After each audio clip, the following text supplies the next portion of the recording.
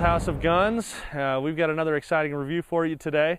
I am standing here holding the 1927 A1 Thompson machine gun. Now, this is a little different than the original because it is what you would call a reproduction. It's not an original war gun. This is an exact model. The whole thing is machined from a solid block of steel, and it is heavy, as you can imagine. The whole thing weighs 13 pounds empty. Is that right? 13 empty? So this is a deluxe model of the 1927 A1. Now, when we say model, we mean that it's a semi-automatic replica. It's not a fully automatic copy of the guns that you would have seen the gangsters using. This was originally developed because of the trench warfare that was used in World War I in 1927, because they wanted a solution to guys fighting close quarters and get a lot of rounds in a close distance, like 25 yards. So it's pretty accurate at that distance, but you're not going to get much firepower beyond that because it's a 45 ACP, so it's going to lose some steam fast. It would have been different than the 30-06s they would have been used to using during that day. You can get these from Auto Ordnance, still made today. Auto Ordnance is owned by Carr, and they come in several different trim packages. This is what you would call a rifle model. Or is it a carbine? Did I get that wrong? It's a rifle model. Pistol grip front, deluxe walnut. It is a very nice finish. I'll come in close so you can see how nice that wood is. So it's a very, very pretty gun. Even sexy, if you want to call it that. But it's different, and it's heavy. It's got a different feel to it. You even see the stock coming off the bottom of the action there. The new models, the remakes of the Thompsons, count as a long barrel pistol. It's being a 16.5-inch barrel. You can get them shorter in like a 10-inch, but that counts as a short barrel rifle, and you have to go through the tax stamp and all the legal processes to get that. Now, we said these come in different trim packages. This one actually comes with a 20-round stick magazine, which we're going to show you here in just a minute that we're going to shoot, and a 50-round or a 100-round drum mag. We have a 50-round drum mag to show you today also. So you can see here too, it's got just a standard notch rear sight, or if you're feeling really fancy, you can pop up that ladder sight, and it's got a little bit of a peep as a rear aperture there, and it goes up to 600, but we think that's maybe a little much for this gun, so we're going to test it closer range and see how it looks. All right, we're locked and loaded. Stick magazine in, safety's on. You see I put on my eye protection and I've got my earplugs in, so safety first, everybody. It's a good reminder. Safety off, fire in the hole. Little to no recoil there.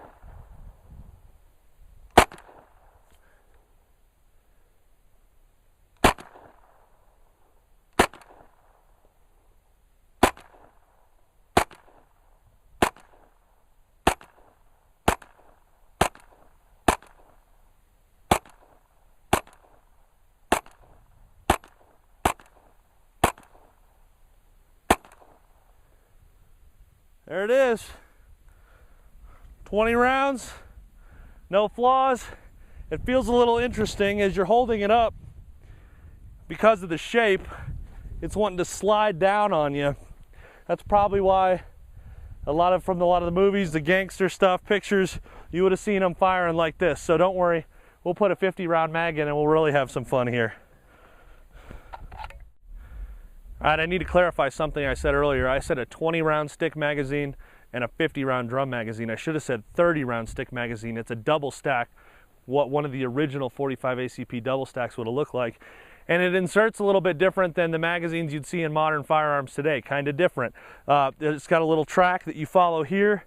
As you can see there on the stick magazine, there's a lever that you push up and it slides up, and then you just release the lever when it's in place, and then it locks in. Most new stuff today, AR-15s, AR-10s, your handguns with magazines, you're going to push those in until it clicks, and then you've got a release button. Well, this is sort of a release lever here. This is a heavy sucker, so a release lever, but there's no click to it. It just slides in. You hold it up, and then it's locked solid, though. The bolt is locked open, so as we shoot it, all we're going to do is hold it back and let it go forward. Now the rounds that we're using are hand loads of 230 grain full metal jacket. If you were wanting to try something smaller in the Thompson, it's probably not going to work with great reliability because of the pressure. A 45 ACP was designed to shoot out of a 1911 pistol, which you could shoot at lower pressure and it would still cycle fine. Because this is a full-size rifle, because there's less recoil, because of how heavy it is, the smaller bullets don't manufacture enough pressure in order to fully cycle the action every time. So we've got 20 rounds in this 30-round mag, so we're gonna see what the accuracy looks like here. All right. Okay, we've got our 50-round drum mag in. I realize how impressed you must be with how tough I look. And first time using this drum mag, so fingers crossed. It's a little tricky to use, different than what we would be used to today. So I'll fire a few from the shoulder, and then we'll just forget about accuracy and spray the rest. So I've got a couple guys over here trying to catch the brash. It should be pretty interesting to watch out of the corner of my eye. All right.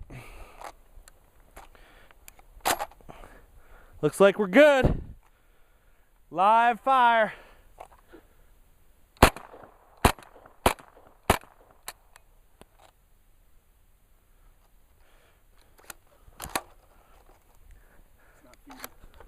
Yeah, it's sideways in the magazine. All right, here's what we found. These 50-round drum mags are interesting too. You know, we talked about how they load different than the old ones. This is actually in 2 parts sandwiched together, and there's 10, or I should say 5 sections of 10 rounds that are sort of laid out in this.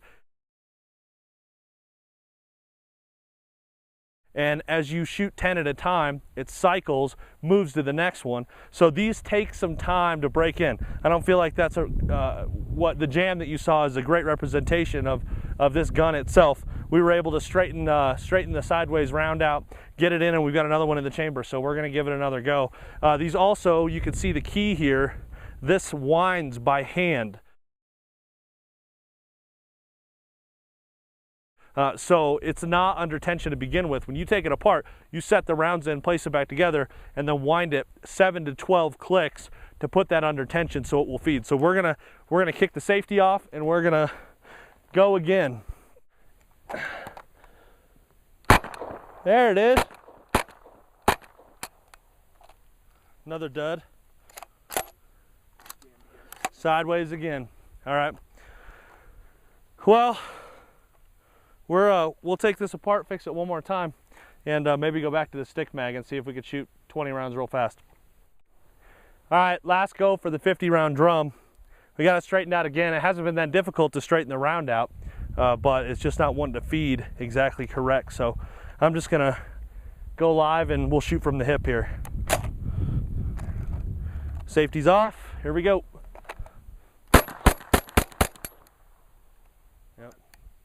There we go again. Yep, sideways, sideways. All right, got the stick mag loaded. Whole bunch of rounds, I don't know how many.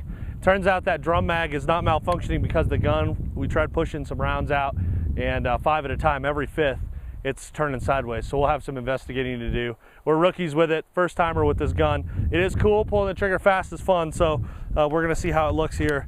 A little bit speedier with reliability.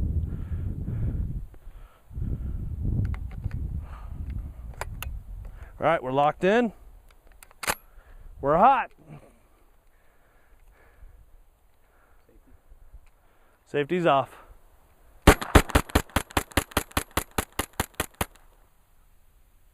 Oh, we got a jam.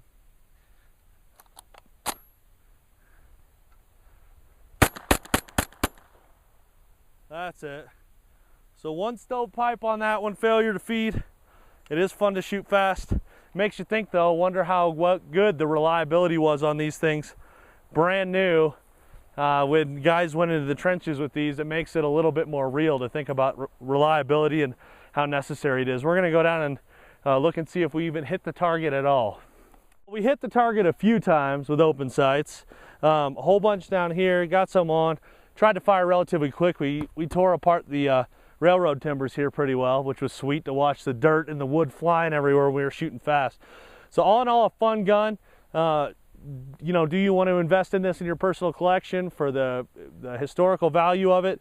It's interesting. It's one that you could shoot, especially if you could figure out the mechanics of it, get it going a little more reliable. That was probably, we've still fired under 100 rounds through this one. So being an old design, it's highly possible that it's got a break-in period. But Thompson 1927 A1, 45 ACP, it's a fun gun to shoot. If you can get your hands on one, I think you'd enjoy it.